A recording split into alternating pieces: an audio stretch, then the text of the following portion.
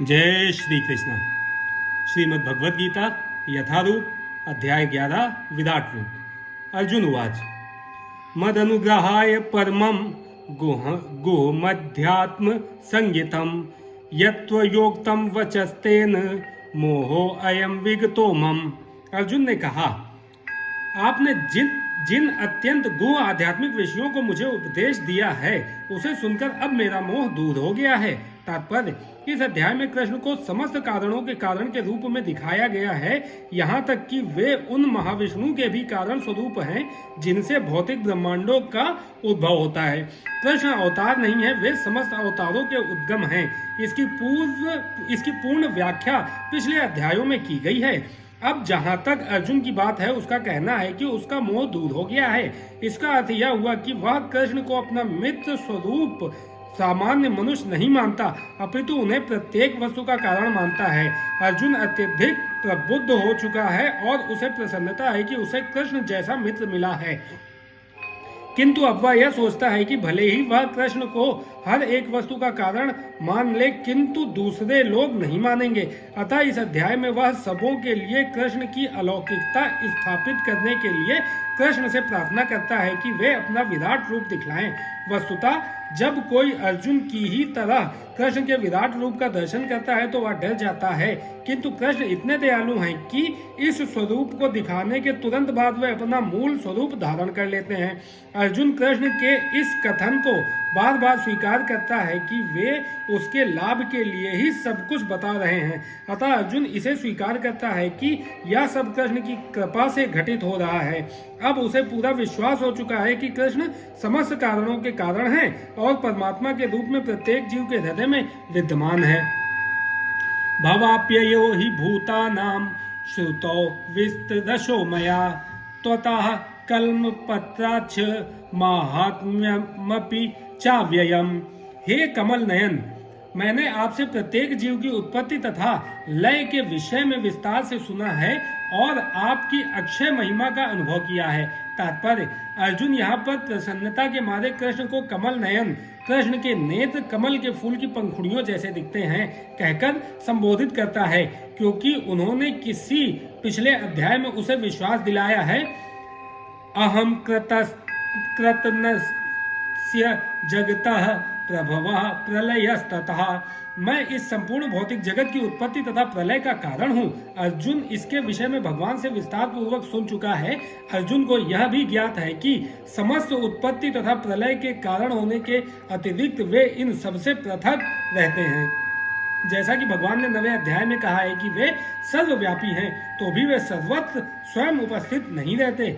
यही कृष्ण का अचिंत्य ऐश्वर्य है, जिसे अर्जुन स्वीकार करता है कि उसने भली भांति समझ लिया है।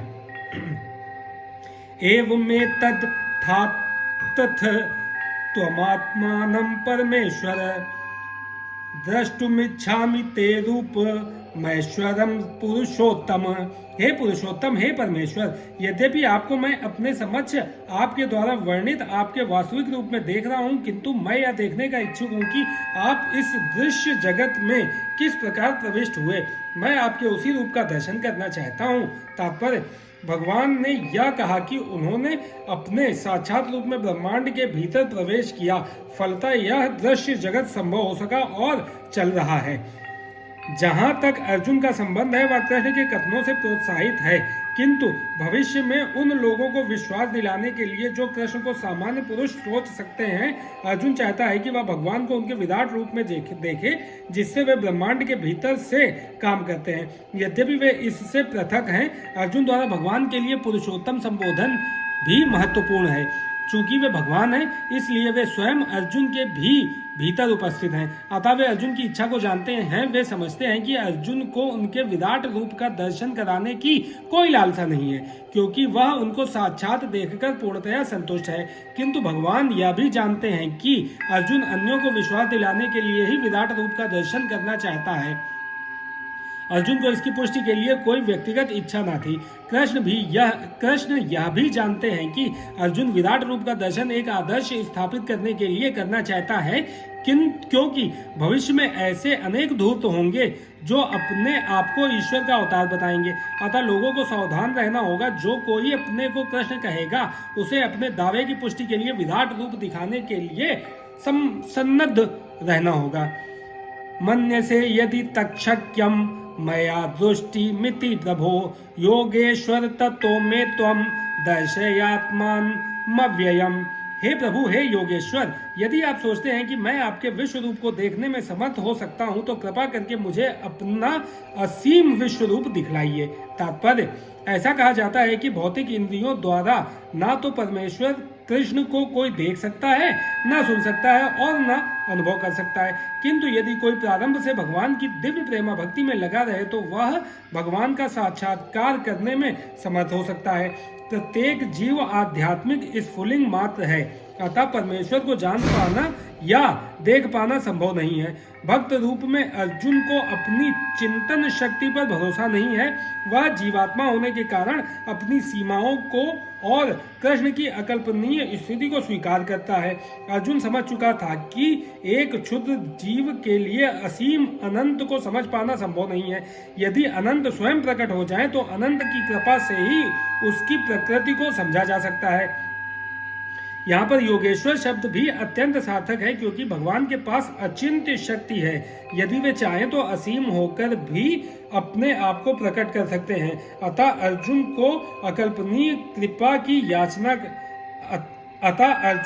कृष्ण की अकल्पनीय कृपा की याचना करता है।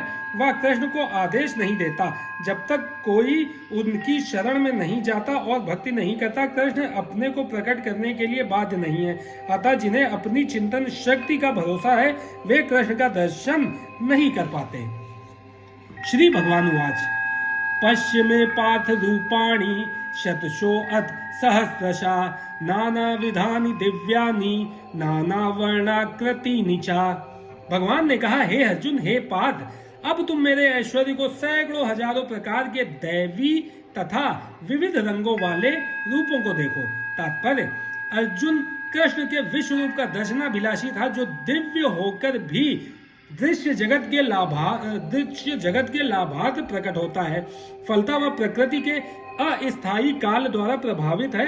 जिस प्रकार प्रकृति प्रकट अप्रकट है, उसी तरह कृष्ण का यह विश्व रूप भी प्रकट तथा अप्रकट होता रहता है। या कृष्ण के अन्य रूपों की भांति वैकुंठ में नित्य नहीं रहता। जहां तक भक्त की बात है, वह विश्व रूप देखने के लिए तनिक भी इच्छुक नहीं रहता।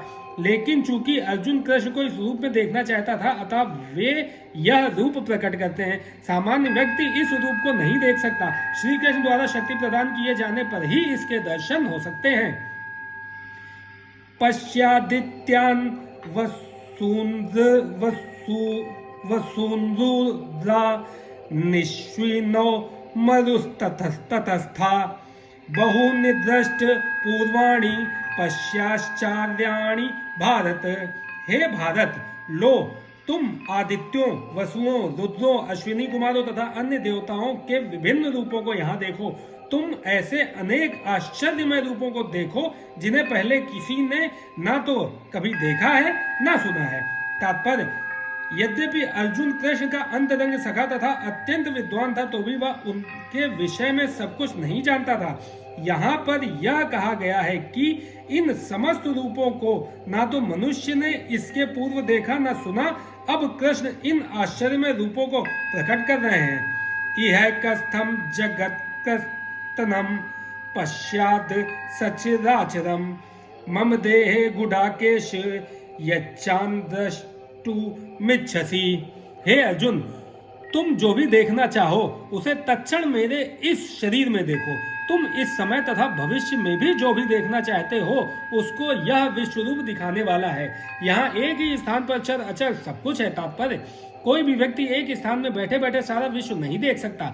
यहाँ तक कि बड़े से बड़ा वैज्ञानिक भी यह नहीं देख सकता कि ब्रह्मांड के अन्य भागों में क्या हो रहा है। किंतु अर्जुन जैसा भक्त यह देख सकता है कि सारी वस्तुएं जगत में कहाँ कहाँ स्थित हैं। कृष्ण उसे शक्ति प्रदान करते हैं जिससे वह भूत, वर्तमान तथा भविष्य जो कुछ देखना चाहे देख सकता है। इस तरह अर्जुन कृष्ण के अनुग्रह से सारी वस्तुएं देखने में समर्थ है। ना तु माम शक्य से द्रष्टुम नेनैव स्वच्छुषा दिव्यम ददाति ते चक्षु पश्य में योगमैश्वरम। किंतु तुम मुझे अपनी इन आंखों से नहीं देख सकते, अतः मैं तुम्हें दिव्य आंखें दे रहा हूं। अब मेरे योग ऐश्वर्य को देखो। शुद्ध भक्त कृष्ण को उनके दो भुजी रूप के अतिरिक्त अन्य किसी भी रूप में देखने की इच्छा नहीं करता। भक्त को भगवत कृपा से ही उनके विराट रूप का दर्शन दिव्य चक्षुओं से करना होता है, ना कि मन से। कृष्ण के विराट रूप का दर्शन करने के लिए अर्जुन से कहा जाता है कि वह अपने मन को नहीं अपितु दृष्टि को बदले। कृष्ण का यह विराट रूप कोई महत्वपूर्ण नहीं है, यह बाद के श्लोकों से पता चल जाएगा। फिर भी चूंकि अर्जुन इसका दर्शन करना चाहता था, अतः भगवान ने उसे इस विराट रूप को देखने के लिए विशेष दृष्टि प्रदान की। जो भक्त कृष्ण के साथ दिव्य संबंध में बंधे हैं, वे उनके ऐश्वर्यों के ईश्वर विहीन प्रदर्शनों से नहीं अपितु उनके प्रेममय स्वरूपों से आकृष्ट होते हैं। कृष्ण के बाल संगी, कृष्ण के सखा तथा कृष्ण के माता पिता यह कभी नहीं चाहते कि कृष्ण उन्हें अपने ऐश्वर्यों का प्रदर्शन कराए। वे तो शुद्ध प्रेम में इतने निमग्न रहते हैं कि उन्हें पता ही नहीं चलता कि कृष्ण भगवान है। वे प्रेम के आदान प्रदान में इतने विभोर रहते हैं कि वे भूल जाते हैं कि श्री कृष्ण परमेश्वर हैं। श्रीमद् भागवत में कहा गया है कि कृष्ण के साथ खेलने वाले बालक अत्यंत पवित्र आत्माएं हैं और कृष्ण के साथ इस प्रकार खेलने का अवसर उन्हें अनेक जन्मों के बाद प्राप्त हुआ है। ऐसे बालक यह नहीं जानते कि कृष्ण भगवान है, वे उन्हें अपना निजी मित्र मानते हैं। अतः शुकदेव गोस्वामी यह श्लोक सुनाते हैं। इत्थं सतां ब्रह्म सुखानुभूत्या दास्यं गतानां परदैवतेन मायाश्रितानां नरदारकेण साकं विजहु कृत पूज्य पूज्या। यह वह परमेश्वर है जिसे ऋषिगण निर्विशेष ब्रह्म करके मानते हैं, भक्तगण भगवान मानते हैं और सामान्य जन प्रकृति से उत्पन्न हुआ मानते हैं। ये बालक जिन्होंने अपने पूर्व जन्मों में अनेक पुण्य किए हैं, अब उसी भगवान के साथ खेल रहे हैं। तथ्य तो यह है कि भक्त विश्व रूप को देखने का इच्छुक नहीं रहता, किंतु अर्जुन कृष्ण के कथनों की पुष्टि करने के लिए विश्व रूप का दर्शन करना चाहता था, जिससे भविष्य में लोग यह समझ सके कि कृष्ण न केवल सैद्धांतिक या दार्शनिक रूप से अर्जुन के समक्ष प्रकट हुए, अपितु साक्षात रूप में प्रकट हुए थे। अर्जुन को इसकी पुष्टि करनी थी, क्योंकि अर्जुन से ही परंपरा पद्धति प्रारंभ होती है। जो लोग वास्तव में भगवान को समझना चाहते हैं और अर्जुन के पद चिन्हों का अनुसरण करना चाहते हैं, उन्हें यह जान लेना चाहिए कि कृष्ण न केवल सैद्धांतिक रूप में अपितु वास्तव में अर्जुन के समक्ष परमेश्वर के रूप में प्रकट हुए। भगवान ने अर्जुन को अपना विश्व रूप देखने के लिए आवश्यक शक्ति प्रदान की, क्योंकि वे जानते थे कि अर्जुन इस रूप को देखने के लिए विशेष इच्छुक न था, जैसा कि हम पहले बतला चुके हैं। संजय उवाच एव मुक्ता ततो राजन महायोगेश्वरो हरि दर्शयामास पार्थाय परमम रूपमैश्वरम। संजय ने कहा, हे राजा, इस प्रकार कहकर महायोगेश्वर भगवान ने अर्जुन को अपना विश्व रूप दिखलाया। अनेक वक्त नयनन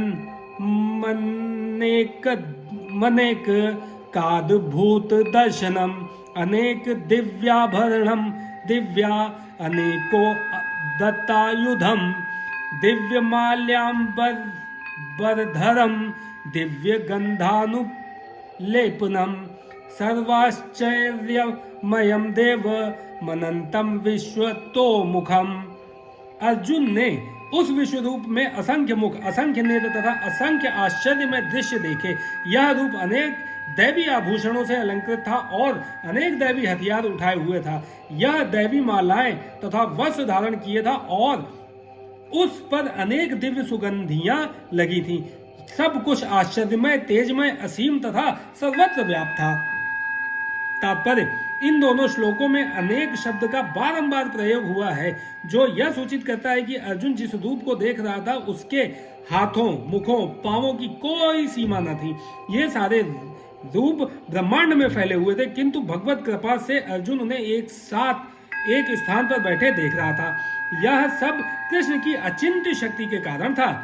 दिवि सूर्य सहस्रस्य भवेदुगपदुत्थिता यदि भास सदृशी सा भक्ता सस्तस्य महात्मना। यदि आकाश में हजारों सूर्य एक साथ उदय हों तो उनका प्रकाश शायद परम पुरुष के इस विश्व रूप के तेज की समता कर सके। तात्पर्य, अर्जुन ने जो कुछ देखा वह अकथ्य था, तो भी संजय धृतराष्ट्र को उस महान दर्शन का मानसिक चित्र उपस्थित करने का प्रयत्न कर रहा है। ना तो संजय वहां था, ना धृतराष्ट्र, किंतु व्यास देव के अनुग्रह से संजय सारी घटनाओं को देख सकता है। अतएव इस स्थिति की तुलना वह एक काल्पनिक घटना से कर रहा है, हजारों सूर्यों, जिससे इसे समझा जा सके। तत्रैकस्थं जगत्कृत्स्नं प्रविभक्त मने कधा अपश्य देवस्य शरीरे पांडव वस्तदा। उस समय अर्जुन भगवान के विश्व रूप में एक ही स्थान पर स्थित हजारों भागों में विभक्त ब्रह्मांड के अनंत अंशों को देख सका। तात्पर्य, तत्र वहां शब्द अत्यंत महत्वपूर्ण है। इससे सूचित होता है कि जब अर्जुन ने विश्व रूप देखा उस समय अर्जुन तथा कृष्ण दोनों ही रथ पर बैठे थे। युद्ध भूमि के अन्य लोग इस रूप को नहीं देख सके, क्योंकि कृष्ण ने केवल अर्जुन को दृष्टि प्रदान की थी। वह कृष्ण के शरीर में हजारों लोग देख सका। जैसा कि वैदिक शास्त्रों से पता चलता है कि ब्रह्मांड अनेक हैं और लोग भी अनेक हैं। इनमें से कुछ मिट्टी के बने हैं, कुछ सोने के, कुछ रत्नों के, कुछ बहुत बड़े हैं तो कुछ बहुत बड़े नहीं हैं। अपने रथ पर बैठकर अर्जुन इन सबों को देख सकता था, किंतु कोई यह नहीं जान पाया कि अर्जुन तथा कृष्ण के बीच क्या चल रहा है। ततः स विस्मयाविष्टो हष्टरोमा धनंजया प्रणम्य शिरसा देवम कृतांजलि भाषत। तब मोहग्रस्त एवं आश्चर्यचकित रोमांचित हुए अर्जुन ने प्रणाम करने के लिए मस्तक झुकाया और वह हाथ जोड़कर भगवान से प्रार्थना करने लगा। तात्पर्य, एक बार दिव्य दर्शन हुआ नहीं कि कृष्ण तथा अर्जुन के पारस्परिक संबंध तुरंत बदल गए। अभी तक कृष्ण तथा अर्जुन में मैत्री संबंध था, किंतु दर्शन होते ही अर्जुन अत्यंत आदर पूर्वक प्रणाम कर रहा है और हाथ जोड़कर कृष्ण से प्रार्थना कर रहा है। वह उनके विश्व रूप की प्रशंसा कर रहा है। इस प्रकार अर्जुन का संबंध मित्रता का न रहकर आश्चर्य का बन जाता है। बड़े बड़े भक्त कृष्ण को समस्त संबंधों का आधार मानते हैं। शास्त्रों में 12 प्रकार के संबंधों का उल्लेख है और ये सब कृष्ण में निहित हैं। यह कहा जाता है कि वे दो जीवों के बीच, देवताओं के बीच या भगवान तथा भक्त के बीच के पारस्परिक आदान प्रदान होने वाले संबंधों के सागर हैं। यहाँ पर अर्जुन आश्चर्य संबंध से प्रेरित है और उसी में वह अत्यंत गंभीर तथा शांत होते हुए भी अत्यंत आह्लादित हो उठा। उसके रोम खड़े हो गए और वह हाथ जोड़कर भगवान की प्रार्थना करने लगा। निसंदेह वह भयभीत नहीं था, वह भगवान के आश्चर्यों से अभिभूत था। इस समय तो उसके समक्ष आश्चर्य था और उसकी प्रेम पूर्ण मित्रता आश्चर्य से अभिभूत थी। अतः उसकी प्रतिक्रिया इस प्रकार हुई। अर्जुन वास पश्यामि देवास्तव देवदेहे सर्वास्तथा भूत विशेष ससंघान ब्रह्मांडमीशं कमलासनस्थ मृषीश्च सर्वानुरंगाश्च दिव्यान। अर्जुन ने कहा, हे भगवान कृष्ण, मैं आपके शरीर में सारे देवताओं तथा अन्य विविध जीवों को एकत्र देख रहा हूँ।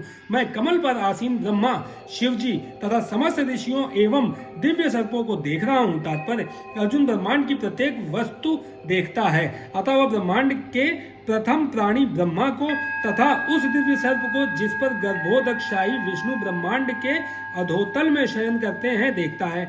इस शेष शैया के नाग को वासुकी भी कहते हैं। अन्य सर्पों को भी वासुकी कहा जाता है। अर्जुन गर्भोदकशाही विष्णु से लेकर कमल लोक स्थित ब्रह्मांड के शीर्षस्थ भाग को, जहां ब्रह्मांड के प्रथम जीव ब्रह्मा निवास करते हैं, देख सकता है।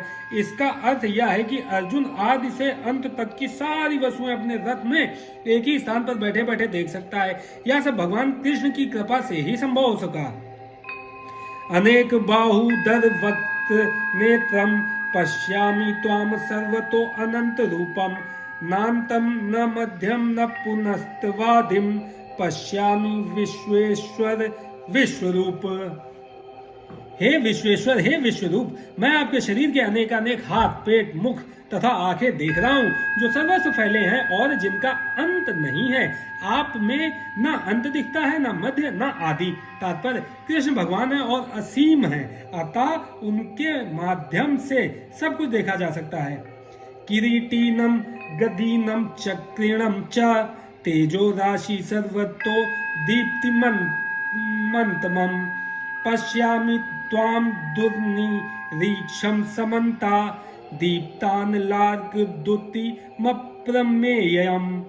आपके रूप को उसके चकाचौंध तेज के कारण देख पाना कठिन है, क्योंकि वह प्रज्वलित अग्नि की भांति अथवा सूर्य के अपार प्रकाश की भांति चारों ओर फैल रहा है।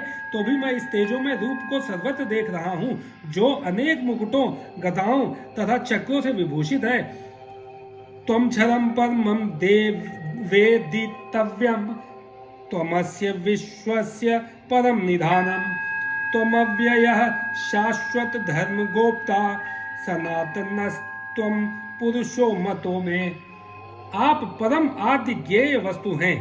आप इस ब्रह्मांड के परम आधार हैं। आप अव्यय तथा पुराण पुरुष हैं। आप सनातन धर्म के पालक भगवान हैं। यही मेरा मत है। अनादि मध्यांत मनंत वीर्य मनंत बाहुं शशि सूर्य नेत्रम पश्यामि त्वाम दीप्त हुताशवक्त्रम स्वतेजसा विश्वमिदं तपन्तम।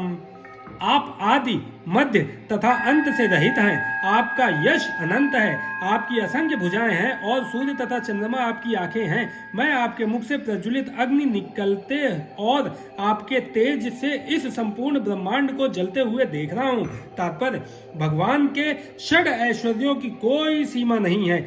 यहाँ पर तथा अन्यत्र भी पुनरुक्ति पाई जाती है, किंतु शास्त्रों के अनुसार कृष्ण की महिमा की पुनरुक्ति कोई साहित्यिक दोष नहीं है। कहा जाता है कि मोहग्रस्त होने या परम आह्लाद के समय या आश्चर्य होने पर कथनों की पुनरुक्ति हुआ करती है। यह कोई दोष नहीं है। धावा पृथ्वी व्योरिदमन्तरं हि व्याप्तं त्वयैकेन दिशश्च सर्वा, दृष्टाद्भुतं रूपमुग्रं तवेदं लोकत्रयं प्रव्यथितं महात्मना। यद्यपि आप एक हैं, किंतु आप आकाश तथा सारे लोकों एवं उनके बीच के समस्त अवकाश में व्याप्त हैं। हे महापुरुष, आपके इस अद्भुत तथा भयानक रूप को देखकर सारे लोग भयभीत हैं। तात्पर्य, इस श्लोक में धाव आ पृथिव्यो धरती तथा आकाश के बीच का स्थान तथा लोकत्रयम तीनों संसार महत्वपूर्ण शब्द है, क्योंकि ऐसा लगता है कि न केवल अर्जुन ने इस विश्व रूप को देखा, बल्कि अन्य लोकों के वासियों ने भी इसे देखा। अर्जुन द्वारा विश्व रूप का दर्शन स्वप्न न था। भगवान ने जिन जिनको दिव्य दृष्टि प्रदान की, उन्होंने युद्ध क्षेत्र में उस विश्व रूप को देखा। अमी ही त्वाम सुरंग संघा विशंति, केचिद गीता प्राजलयो गणन्ति, स्वस्तीत्युक्त्वा महर्षि सिद्ध संघा, स्तुवन्ति त्वाम स्तुतिभिः पुष्कलाभिः। देवों का सारा समूह आपकी शरण ले रहा है और आप में प्रवेश कर रहा है। उनमें से कुछ अत्यंत भयभीत होकर हाथ जोड़े आपकी प्रार्थना कर रहे हैं। महर्षियों तथा सिद्धों के समूह कल्याण हो कहकर वैदिक स्तोत्रों का पाठ करते हुए आपकी स्तुति कर रहे हैं। तात्पर्य, समस्त लोकों के देवता विश्व रूप की भयानकता तथा प्रदीप्त तेज से इतने भयभीत थे कि वे रक्षा के लिए प्रार्थना करने लगे। रुद्रादित्या वसवो ये च साध्या, विश्वे अश्विनो मरुतश्चोष्मपाश्च, गंधर्व यक्षा सुर सिद्ध संघा, वीक्षन्ते त्वाम विस्मिताश्चैव सर्वे। शिव के विविध रूप आदित्यगण, वसु, साध्य, विश्वदेव, दोनों अश्विनी कुमार, मरुदगण, पितृगण, गंधर्व, यक्ष, असुर तथा सिद्धदेव सभी आपको आश्चर्य पूर्वक देख रहे हैं। रूपम महत्ते बहुवक्त नेत्रम, महाबाहो बहुबाहु रूपादम, बहुदरम बहुदष्ट्रा करालम, दृष्टालोका प्रव्यस्थितास्त थाहम। हे महाबाहु, आपके इस अनेक मुख, नेत्र, बाहु, जंघा, पांव, पेट तथा भयानक दांतों वाले विराट रूप को देखकर देवता गण सहित सभी लोग अत्यंत विचलित हैं और उन्हीं की तरह मैं भी हूं। नभ स्पर्शम दीप्त मनेक वर्णम व्याताननम दीप्ति विशाल नेत्रम दृष्टा हि त्वाम प्रव्यथितांतरात्मा धतिम न विंदामि शमम च विष्णु।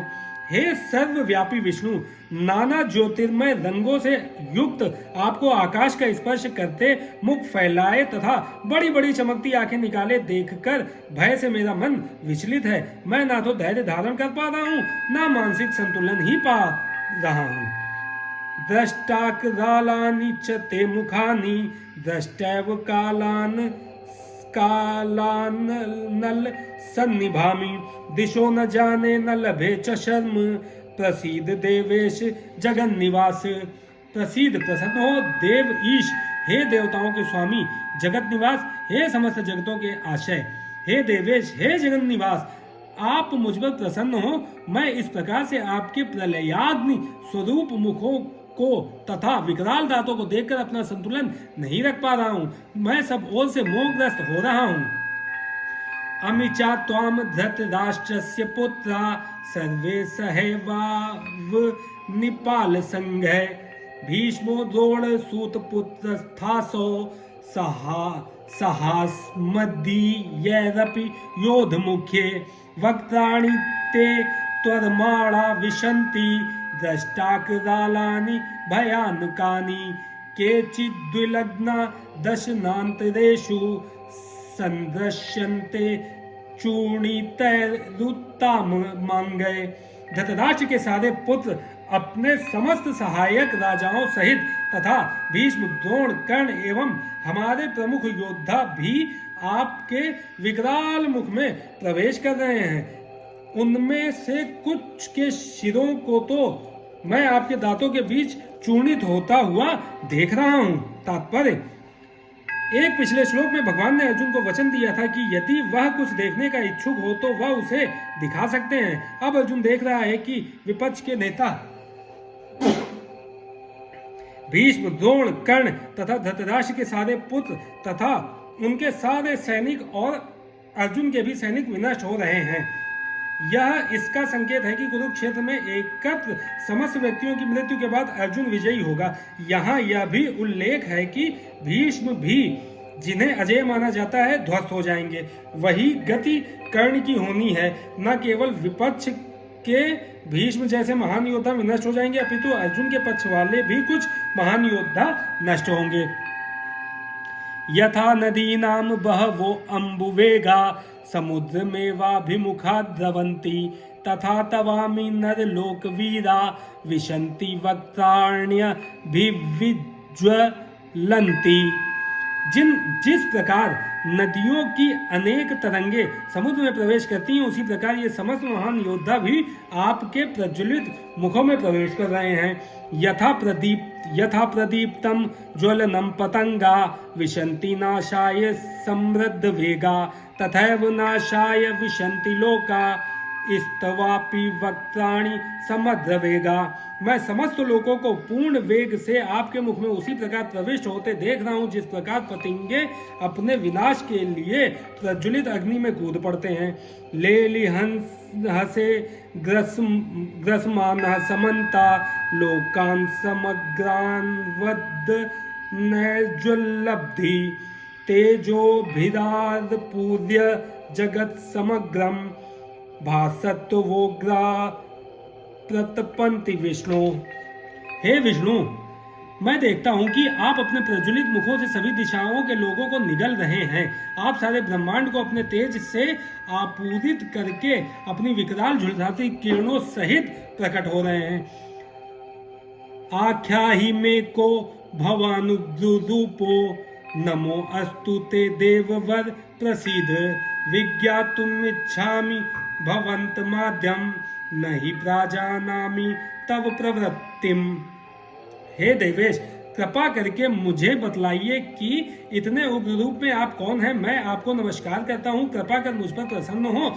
आप आदि भगवान हैं, मैं आपको जानना चाहता हूं क्योंकि मैं नहीं जान पा रहा हूं कि आपका प्रयोजन क्या है। श्री भगवान वाच कालो अस्मि लोक क्षय कृत प्रवृद्धो लोकान समाहर्तुमि प्रवृत्ताः ऋते अपि त्वां न भविष्यन्ति सर्वे ये अवस्थिता प्रत्यनीकेषु योधा।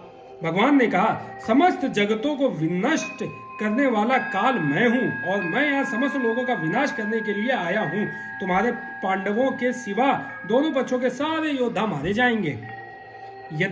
तात्पर्य, यद्यपि अर्जुन जानता था कि कृष्ण उसके मित्र तथा भगवान हैं, तो भी वह कृष्ण के विविध रूपों को देखकर चकित था।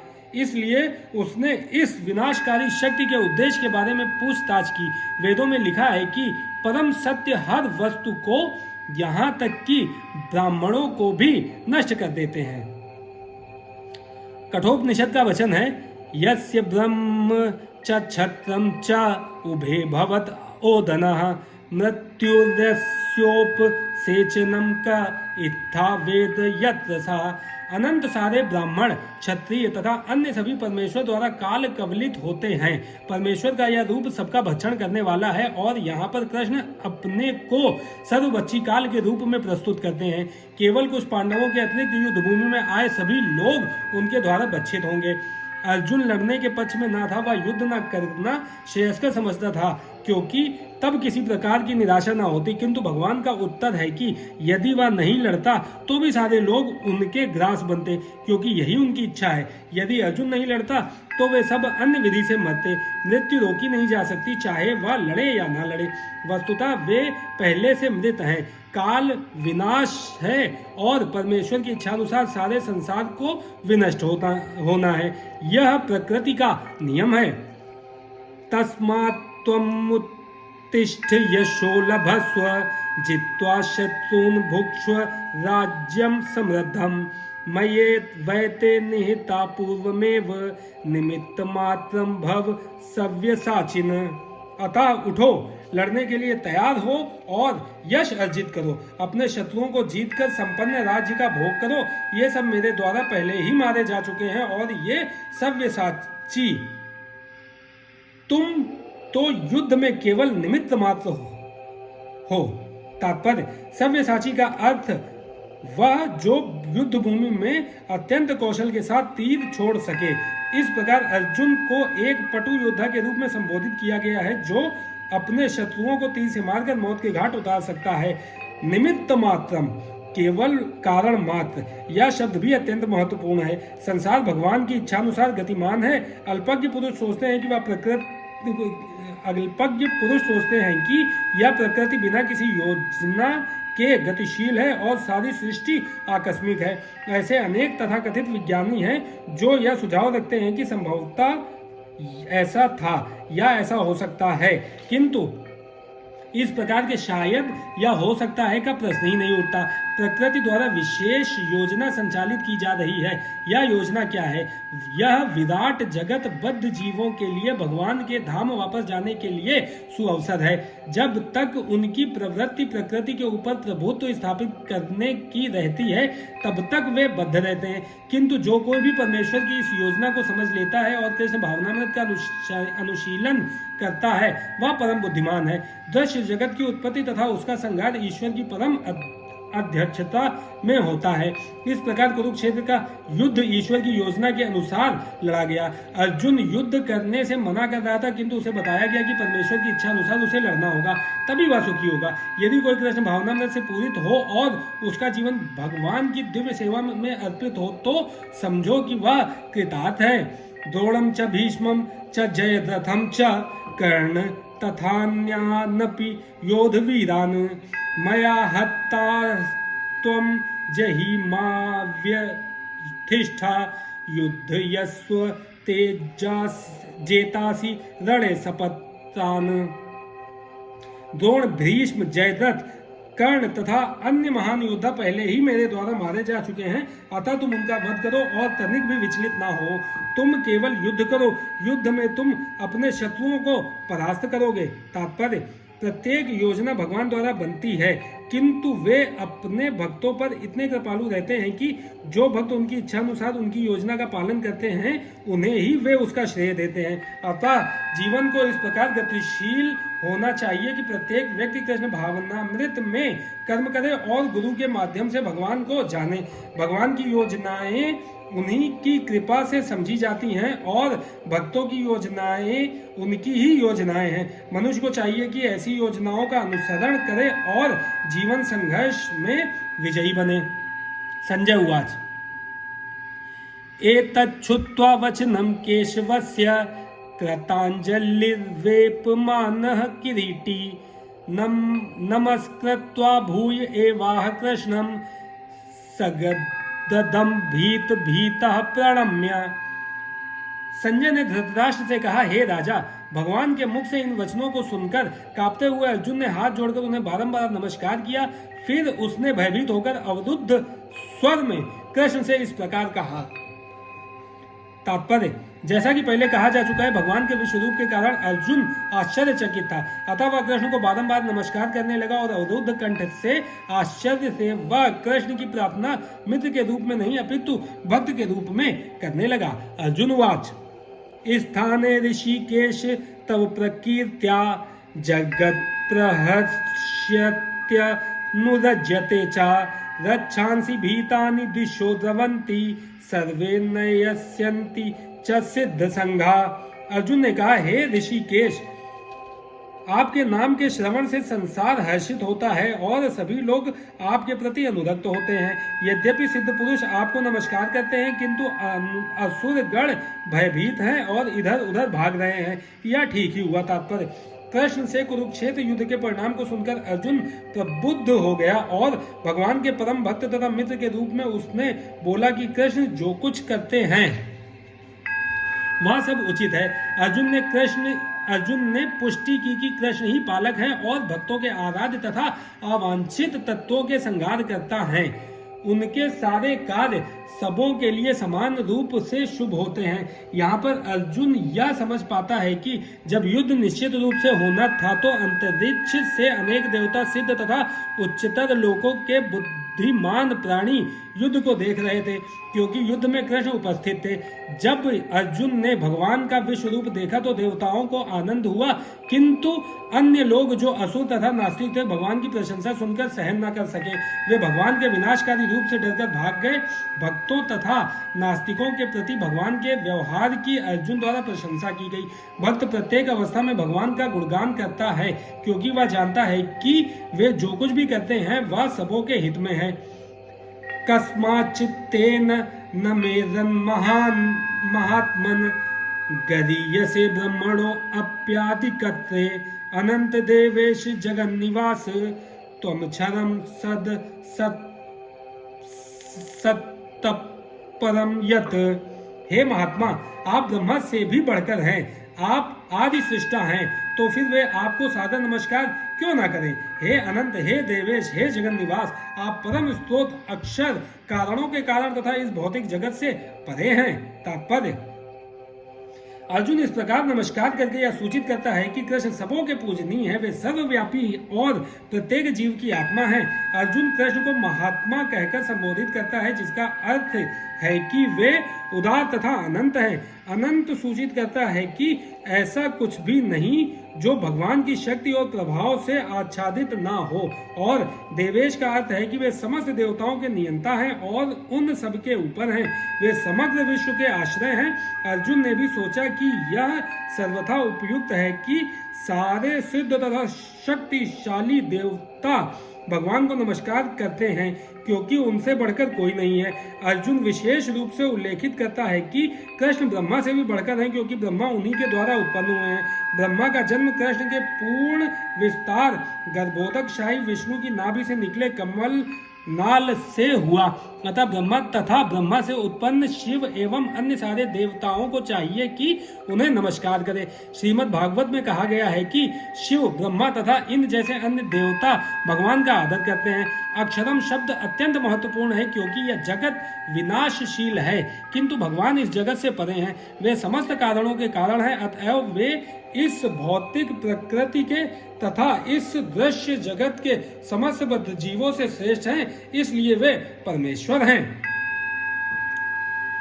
त्वमादिदेवः पुरुषः पुराण स्तवमस्य विश्वस्य परम निधानम वेतासि वेदम च परम च धाम त्वया ततम विश्वमनंत रूप।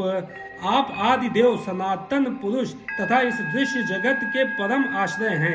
आप सब कुछ जानने वाले हैं और आप ही वह सब कुछ हैं जो जानने योग्य है। आप भौतिक गुणों से परे परम आश्रय हैं। हे अनंत रूप, यह संपूर्ण दृश्य जगत आपसे व्याप्त है।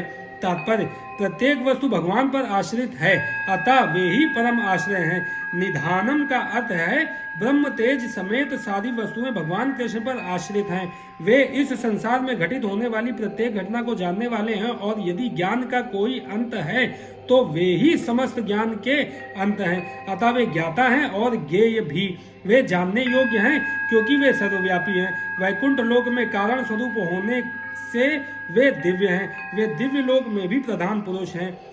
वायुर्यमो अग्निर्वरुणः शशांका प्रजापतिस्त्वं प्रपितामहश्च।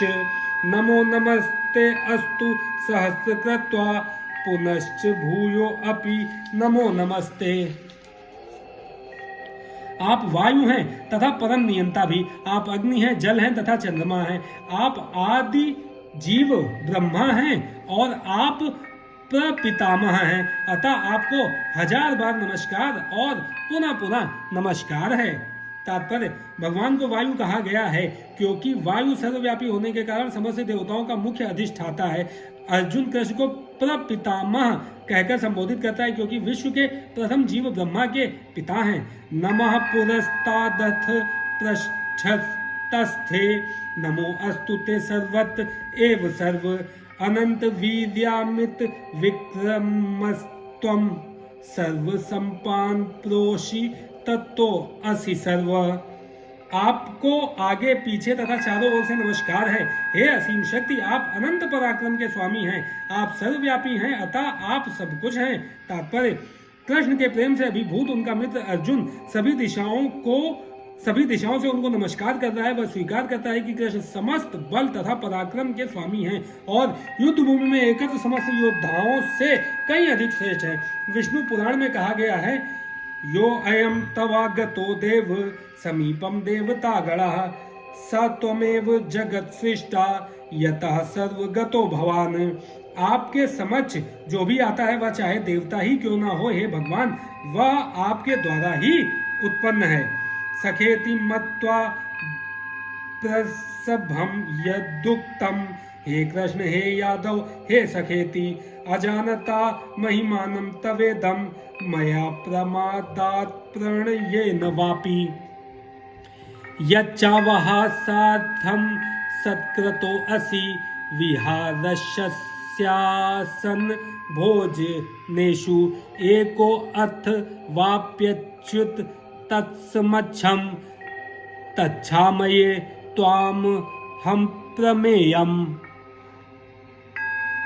आपको अपना मित्र मानते हुए मैंने हठ पूर्वक आपको हे कृष्ण, हे यादव, हे सखा जैसे संबोधनों से पुकारा है क्योंकि मैं आपकी महिमा को नहीं जानता था। मैंने मूर्खतावश या प्रेमवश जो कुछ भी किया है कृपया उसके लिए मुझे क्षमा कर दें। यही नहीं, मैंने कई बार आराम करते समय एक साथ लेटे हुए या साथ साथ खाते या बैठे हुए, कभी अकेले तो कभी अनेक मित्रों के समक्ष आपका अनादर किया है। हे अच्युत, मेरे इन समस्त अपराधों को क्षमा करें। तात्पर्य, यद्यपि अर्जुन के समक्ष कृष्ण अपने विराट रूप में है, किंतु उसे कृष्ण के साथ अपना मैत्री भाव स्मरण है, इसीलिए वह मित्रता के कारण होने वाले अनेक अपराधों को क्षमा करने के लिए प्रार्थना कर रहा है। वह स्वीकार करता है कि पहले उसे ज्ञात न था कि कृष्ण ऐसा विराट रूप धारण कर सकते हैं। यद्यपि मित्र के रूप में कृष्ण ने उसे यह समझाया था,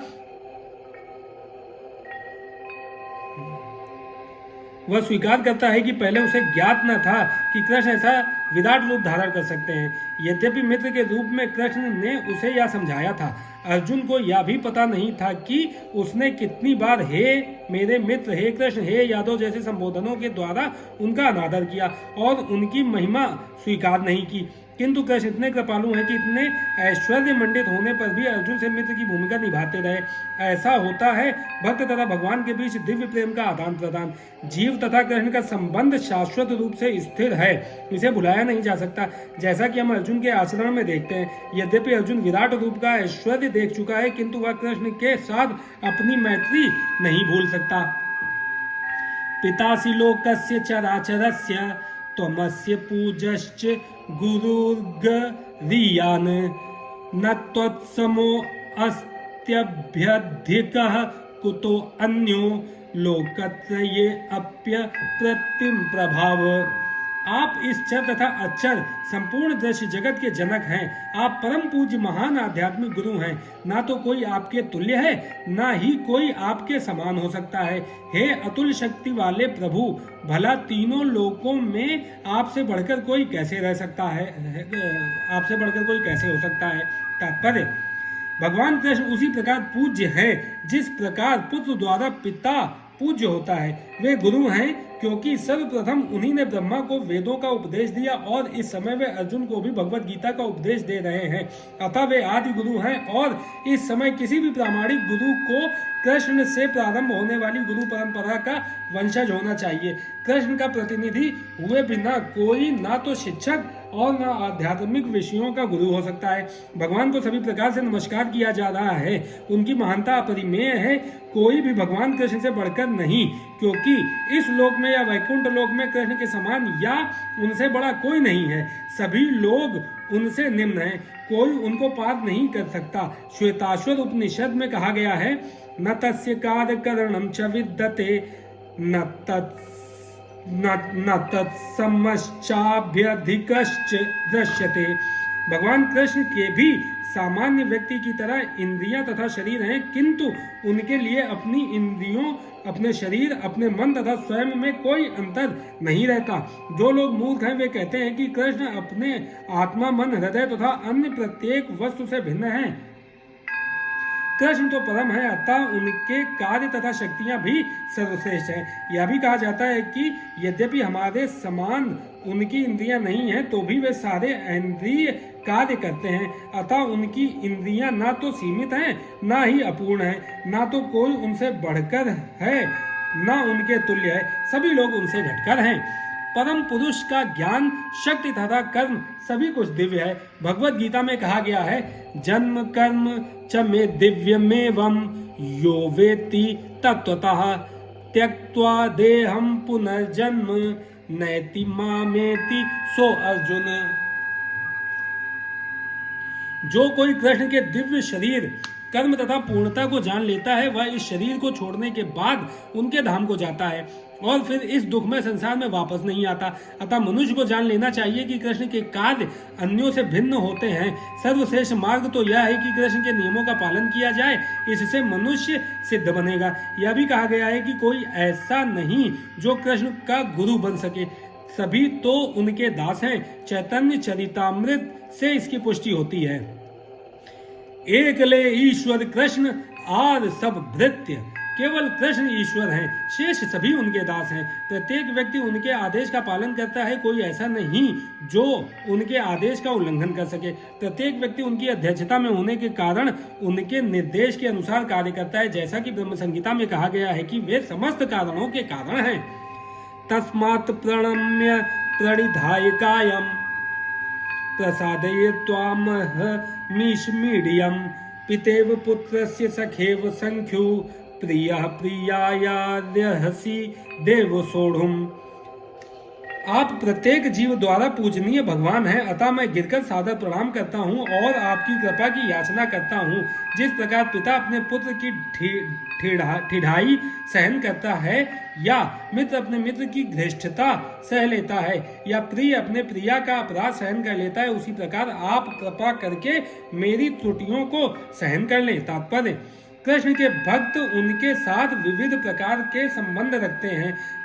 कोई कृष्ण को पुत्रवत, कोई पति रूप में, कोई मित्र रूप में, या कोई स्वामी के रूप में मान सकता है।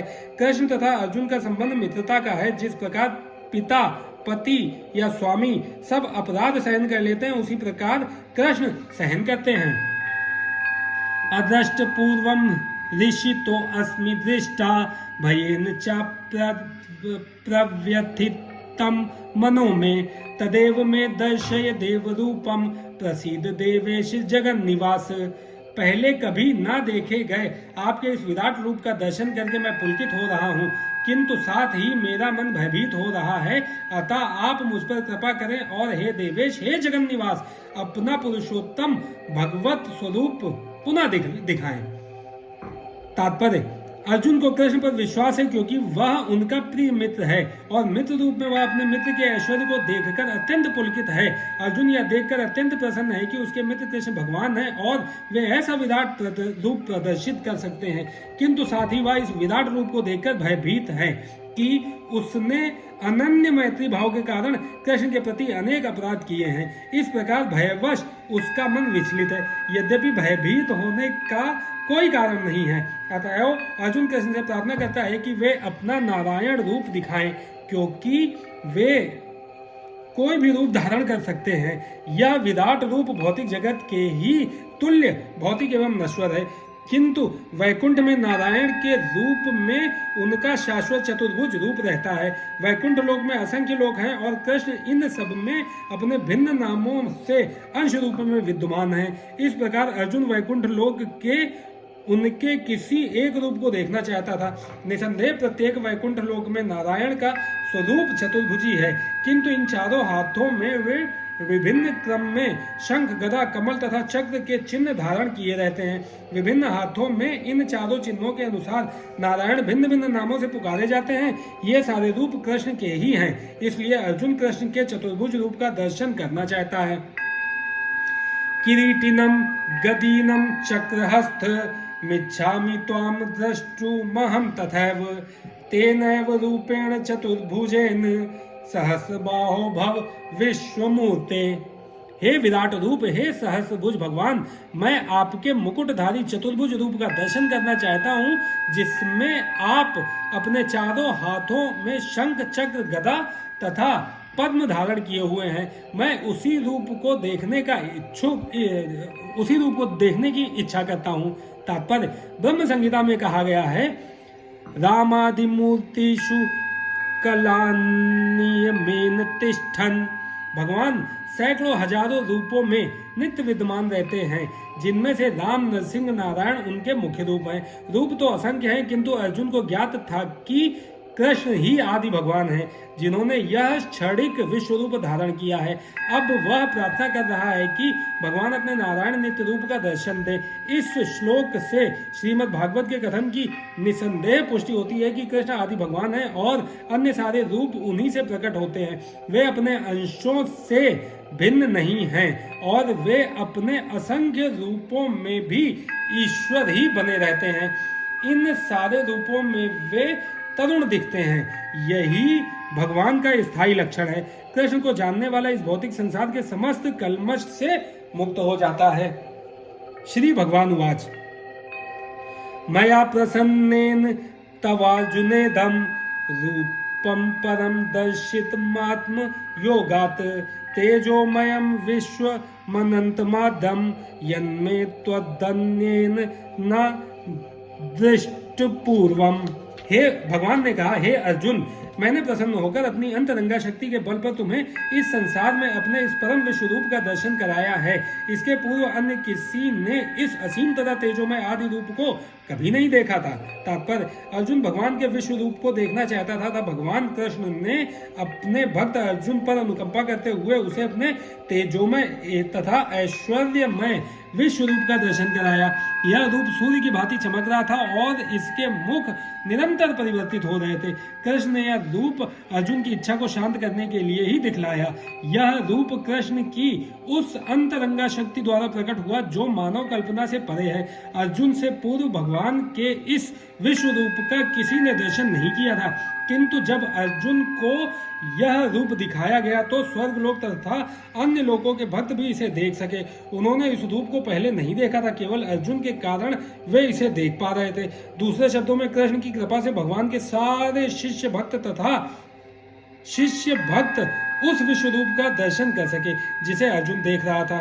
किसी ने टीका की है कि जब कृष्ण संधि का प्रस्ताव लेकर दुर्योधन के पास गए थे तो उसे भी इसी रूप का दर्शन कराया गया था। दुर्भाग्यवश दुर्योधन ने शांति प्रस्ताव स्वीकार नहीं किया, किंतु कृष्ण ने उस समय अपने कुछ रूप दिखाए थे, किंतु वे रूप अर्जुन को दिखाए गए इस रूप से सर्वथा भिन्न थे। यह स्पष्ट कहा गया है कि इस रूप को पहले किसी ने नहीं देखा था। न वेद यज्ञाध्यय नैर्यदान न च क्रियाभिर्न तपोभिरुग्रह एवं रूपः शक्य अहम न लोके द्रष्टुम त्वदन्येय कुरु प्रवीर। हे कुरुक्षेत्र, तुमसे पूर्व मेरे इस विश्व रूप को किसी ने नहीं देखा, क्योंकि मैं ना तो देवाध्ययन के द्वारा, न यज्ञ, दान, पुण्य या कठिन तपस्या के द्वारा इस रूप में इस संसार में देखा जा सकता हूँ। तात्पर्य, इस प्रसंग में दिव्य दृष्टि को भली भांति समझ लेना चाहिए। तो यह दिव्य दृष्टि किसके पास हो सकती है?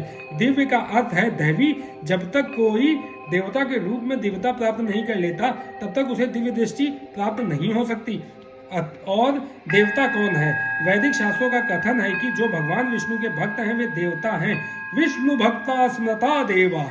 जो नास्तिक हैं, अर्थात जो विष्णु में विश्वास नहीं रखते या जो कृष्ण के निर्विशेष अंश को परमेश्वर मानते हैं, उन्हें यह दिव्य दृष्टि नहीं प्राप्त हो सकती। ऐसा संभव नहीं है कि कृष्ण का विरोध करके कोई दिव्य दृष्टि भी प्राप्त कर सके।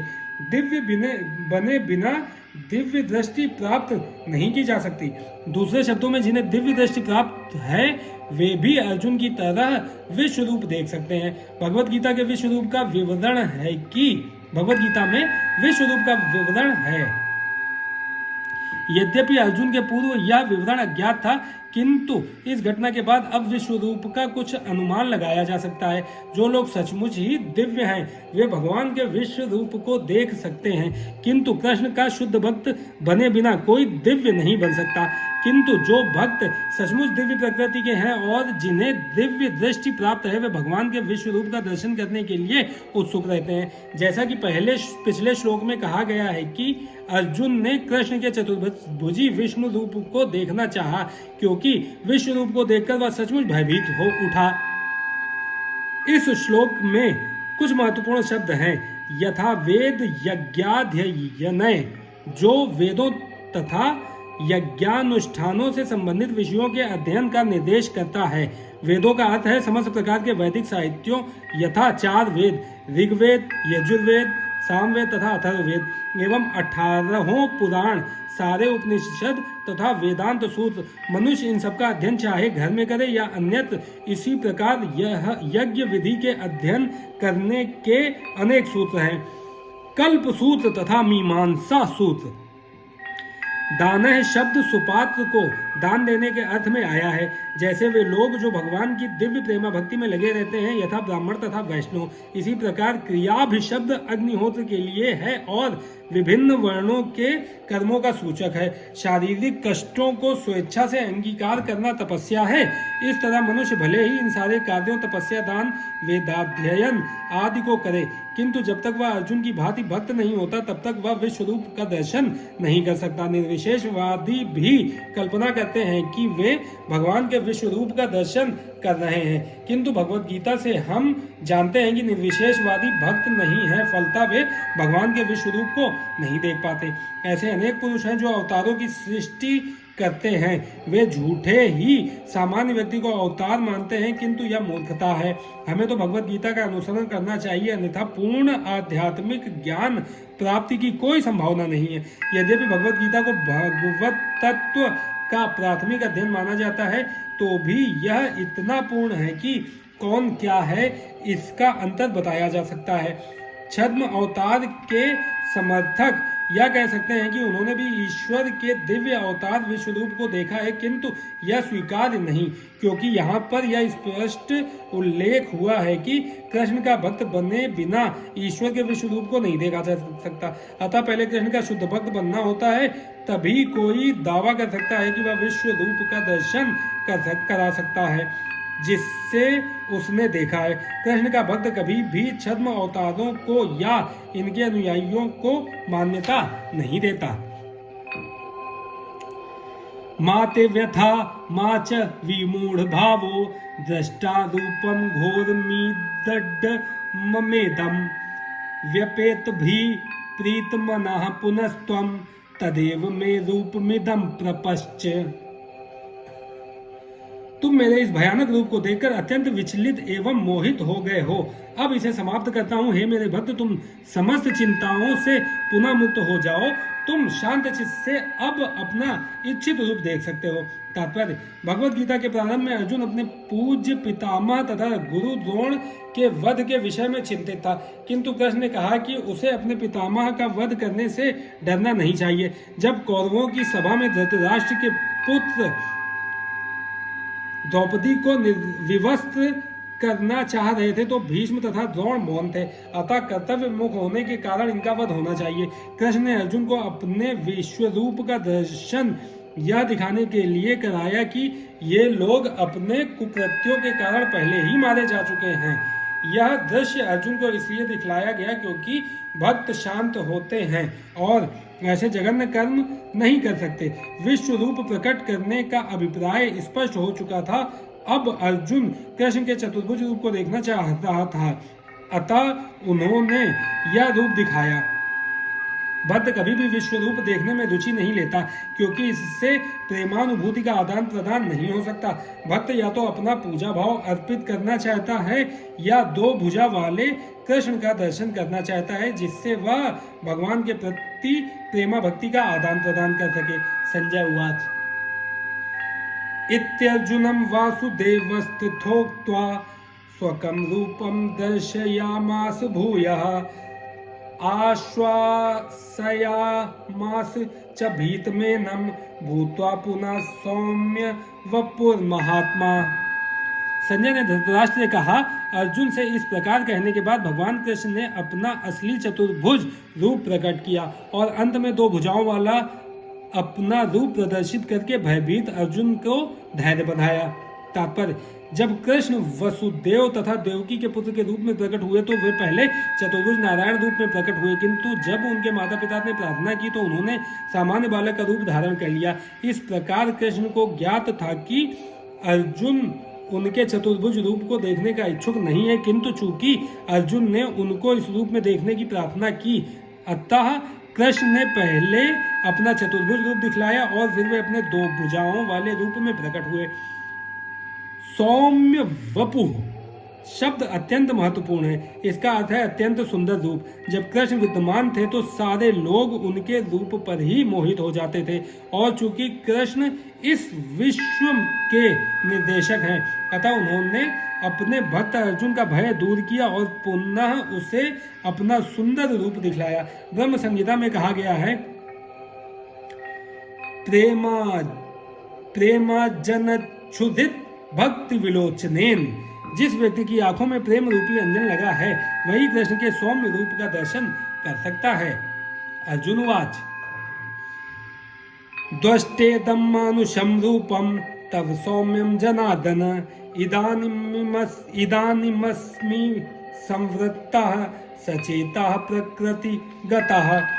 जब अर्जुन ने कृष्ण को उनके आदि रूप में देखा तो हे जनार्दन, आपके इस अतीव सुंदर मानवीय रूप को देखकर मैं अब स्थिर चित्त हूँ और मैंने अपनी प्राकृत अवस्था प्राप्त कर ली है। तात्पर्य, यहाँ पर प्रयुक्त मानसुम रूपम शब्द स्पष्ट सूचित करते हैं कि भगवान मूलतः दो भुजाओं वाले हैं। जो लोग कृष्ण को सामान्य व्यक्ति मानकर उनका उपहास करते हैं, उनको यहाँ पर भगवान की दिव्य प्रकृति से अनभिज्ञ बताया गया है। यदि कृष्ण सामान्य मनुष्य होते तो उनके लिए पहले विश्व रूप और फिर चतुर्भुज नारायण रूप दिखा पाना कैसे संभव हो पाता। अतः भगवत गीता में यह स्पष्ट उल्लेख है कि जो कृष्ण को सामान्य व्यक्ति मानता है और पाठक को यह कहकर भ्रांत करता है कि कृष्ण के भीतर का निर्विशेष ब्रह्म बोल रहा है, वह सबसे बड़ा अन्याय करता है। कृष्ण ने सचमुच अपने विश्व रूप को तथा चतुर्भुज विष्णु रूप को प्रदर्शित किया, तो फिर वे किस तरह सामान्य पुरुष हो सकते हैं। शुद्ध भक्त कभी भी ऐसी गुमराह करने वाली टीकाओं से विचलित नहीं होता, क्योंकि वह वास्तविकता से अवगत रहता है। भगवत गीता के मूल श्लोक सूर्य की भांति स्पष्ट, मूर्ख टीकाकारों को उन पर प्रकाश डालने की कोई आवश्यकता नहीं है। श्री भगवान उवाच सुदुर्दर्शमिदं रूपं दृष्टवानसि यन्मम देवा अप्यस्य रूपस्य नित्यं दर्शन कांडछिड़ः। श्री भगवान ने कहा, हे अर्जुन, तुम मेरे जिस रूप को इस समय देख रहे हो उसे देख पाना अत्यंत दुष्कर है। यहाँ तक कि देवता भी इस अत्यंत प्रिय रूप को देखने की ताक में रहते हैं। तात्पर्य, इस अध्याय के 48वें श्लोक में भगवान कृष्ण ने अपना विश्व रूप दिखाना बंद किया और अर्जुन को बताया कि उन अनेक तप यज्ञ आदि करने पर भी इस रूप को देख पाना असंभव है। अब सुदुर्दशम शब्द का प्रयोग किया जा रहा है, जो सूचित करता है कि कृष्ण का द्विभुज रूप और अधिक गुह है। कोई तपस्या, वेदाध्ययन तथा दार्शनिक चिंतन आदि विभिन्न क्रियाओं के साथ थोड़ा सा भक्ति तत्व मिलाकर कृष्ण के विश्व रूप का दर्शन संभवतः कर सकता है, लेकिन भक्ति तत्व के बिना यह संभव नहीं है। इसका वर्णन पहले ही किया जा चुका है। फिर भी विश्व रूप से आगे कृष्ण का द्विभुज रूप है, जिसे ब्रह्मा तथा शिव जैसे बड़े बड़े देवताओं द्वारा भी देख पाना और भी कठिन है। वे उनका दर्शन करना चाहते हैं और श्रीमद् भागवत में प्रमाण है कि जब भगवान अपनी माता देवकी के गर्भ में थे तो स्वर्ग के सारे देवता कृष्ण के चमत्कार को देखने के लिए आए और उन्होंने उत्तम स्तुतियां की। यद्यपि उस समय वे दृष्टि गोचर नहीं थे, वे उनके दर्शन की प्रतीक्षा करते रहे। मूर्ख व्यक्ति उन्हें सामान्य जन समझकर भले ही उनका उपहास कर ले और उनका सम्मान न करके उनके भीतर स्थित किसी निराकार कुछ का सम्मान करे, किंतु यह सब मूर्खतापूर्ण व्यवहार है। कृष्ण के द्विभुज रूप का दर्शन तो ब्रह्मा तथा शिव जैसे देवता तक करना चाहते हैं। भगवत गीता में इसकी पुष्टि हुई है। अवजानन्ति मां मूढ़ा मानुषितम नु माश्रितम। जो लोग उनका उपहास करते हैं वे उन्हें दृश्य नहीं है। जैसा कि ब्रह्म संहिता में तथा स्वयं कृष्ण द्वारा भगवत गीता में पुष्टि हुई है, कृष्ण का शरीर सच्चिदानंद स्वरूप है। उनका शरीर कभी भी भौतिक शरीर जैसा नहीं होता, किंतु जो लोग भगवत गीता या इसी प्रकार के वैदिक शास्त्रों को पढ़कर कृष्ण का अध्ययन करते हैं, उनके लिए कृष्ण समस्या बने रहते हैं। जो भौतिक विधि का प्रयोग करता है उसके लिए कृष्ण एक महान ऐतिहासिक पुरुष तथा अत्यंत विद्वान चिंतक हैं। यद्यपि वे सामान्य व्यक्ति हैं और इतने शक्तिमान होते हुए भी उन्हें भौतिक शरीर धारण करना पड़ा। अंततो गत्वा वे परम सत्य को निर्विशेष मानते हैं, अतः वे सोचते हैं कि भगवान ने अपने निराकार रूप से ही साकार रूप धारण किया है। परमेश्वर के विषय में ऐसा अनुमान नितांत भौतिकतावादी है। दूसरा अनुमान भी काल्पनिक है। जो लोग ज्ञान की खोज में हैं वे भी कृष्ण का चिंतन करते हैं और उन्हें उनके विश्व रूप से कम महत्वपूर्ण मानते हैं। इस प्रकार कुछ लोग सोचते हैं कि अर्जुन के समक्ष कृष्ण का जो रूप प्रकट हुआ था वह उनके साकार रूप से अधिक महत्वपूर्ण है। उनके अनुसार कृष्ण का साकार रूप काल्पनिक है। उनका विश्वास है कि परम सत्य व्यक्ति नहीं है। उनका विश्वास है कि परम सत्य व्यक्ति नहीं है। किंतु भगवत गीता के 4th अध्याय में दिव्य विधि का वर्णन है और वह कृष्ण के विषय में प्रामाणिक व्यक्तियों से श्रवण करने की है। यही वास्तविक वैदिक विधि है और जो लोग सचमुच वैदिक परंपरा में हैं वे किसी अधिकारी से ही कृष्ण के विषय में श्रवण करते हैं और बारंबार श्रवण करने से कृष्ण उनके प्रिय हो जाते हैं। जैसा कि हम कई बार बता चुके हैं कि कृष्ण अपनी योग माया शक्ति से आच्छादित हैं। उन्हें हर कोई नहीं देख सकता, वही उन्हें देख पाता है जिसके समक्ष वे प्रकट होते हैं। इसकी पुष्टि वेदों में हुई है। किंतु जो शरणागत हो चुका है वह परम सत्य को सचमुच समझ सकता है। निरंतर कृष्ण भावनामृत से तथा कृष्ण की भक्ति से आध्यात्मिक आंखें खुल जाती हैं और वह कृष्ण को प्रकट रूप में देख सकता है। ऐसा प्राकट्य देवताओं तक के लिए दुर्लभ है, अतः वे भी उन्हें समझ नहीं पाते और उनके द्विभुज रूप के दर्शन की ताक में रहते हैं। निष्कर्ष यह निकला कि यद्यपि कृष्ण के विश्व रूप का दर्शन कर पाना अत्यंत दुर्लभ है और हर कोई ऐसा नहीं कर सकता, किंतु उनके श्याम सुंदर रूप को समझ पाना तो और भी कठिन है। ना हम वेदैन तपसा न दानेन न चेजया शक्य एवं विधो द्रष्टुम दृष्टवानसि माम यथा। तुम अपने दिव्य नेत्रों से जिस रूप का दर्शन कर रहे हो उसे ना तो वेदाध्ययन से, न कठिन तपस्या से, न दान से, न पूजा से ही जाना जा सकता है। कोई इन साधनों के द्वारा मुझे मेरे रूप में नहीं देख सकता। तात्पर्य, कृष्ण पहले अपनी माता देवकी तथा पिता वसुदेव के समक्ष चतुर्भुज रूप में प्रकट हुए थे और तब उन्होंने अपना द्विभुज रूप धारण किया था। जो लोग नास्तिक हैं या भक्ति विहीन हैं उनके लिए इस रहस्य को समझ पाना अत्यंत कठिन है। जिन विद्वानों ने केवल व्याकरण विधि से या कोई शैक्षिक योग्यताओं के आधार पर वैदिक साहित्य का अध्ययन किया है वे कृष्ण को नहीं समझ सकते। ना ही वे लोग कृष्ण को समझ सकेंगे जो औपचारिक पूजा करने के लिए मंदिर जाते हैं। वे भले ही वहां जाते रहें, वे कृष्ण के असली रूप को नहीं समझ सकेंगे। कृष्ण को तो केवल भक्ति मार्ग से समझा जा सकता है, जैसा कि कृष्ण ने स्वयं अगले श्लोक में बताया है। भक्त्या त्वनन्यया शक्य अहमेवं विधो अर्जुन ज्ञातुम द्रष्टुम च तत्त्वेन प्रवेष्टुम च परंतप। हे अर्जुन, केवल अनन्य भक्ति द्वारा मुझे उस रूप में समझा जा सकता है जिस रूप में मैं तुम्हारे समक्ष खड़ा हूँ, और इसी प्रकार मेरा साक्षात दर्शन भी किया जा सकता है।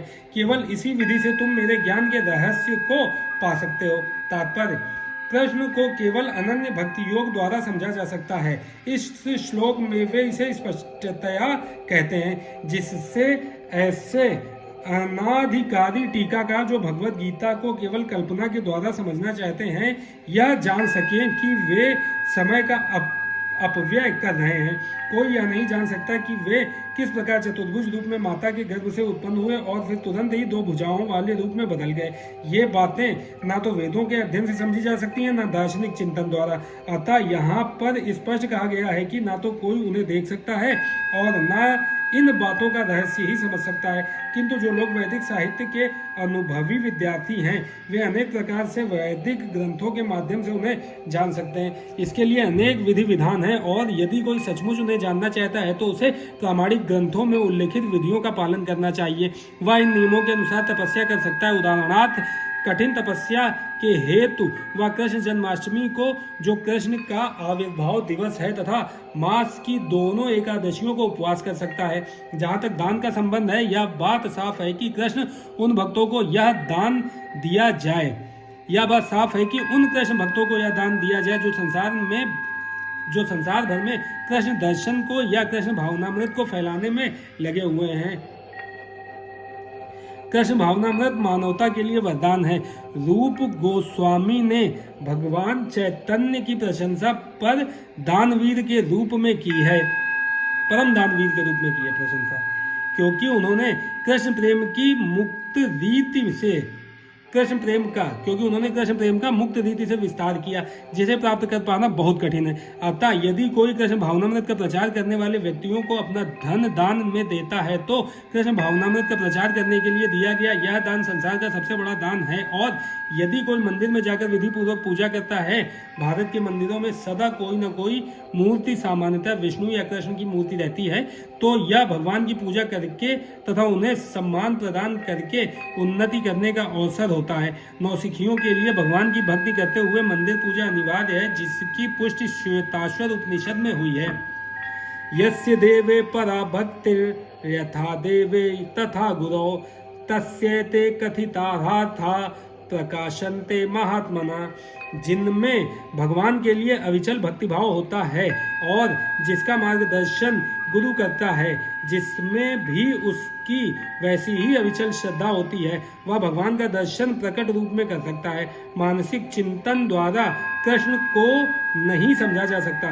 जो व्यक्ति प्रामाणिक गुरु से मार्गदर्शन प्राप्त नहीं करता, उसके लिए कृष्ण को समझने का शुभारंभ कर पाना भी कठिन है।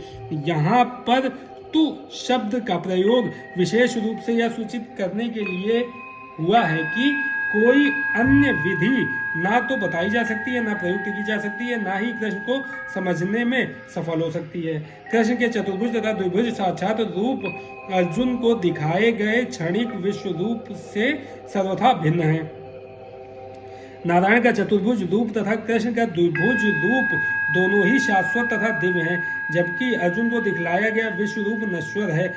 सुदुर्दशम शब्द का अर्थ है देख पाने में कठिन, जिससे पता चलता है कि इस विश्व रूप को किसी ने नहीं देखा था। इससे यह भी पता चलता है कि भक्तों को इस रूप को दिखाने की आवश्यकता भी नहीं थी। इस रूप को कृष्ण ने अर्जुन की प्रार्थना पर दिखाया था, जिससे भविष्य में यदि कोई अपने को भगवान का अवतार कहे तो लोग उससे कह सके कि तुम अपना विश्व रूप दिखलाओ।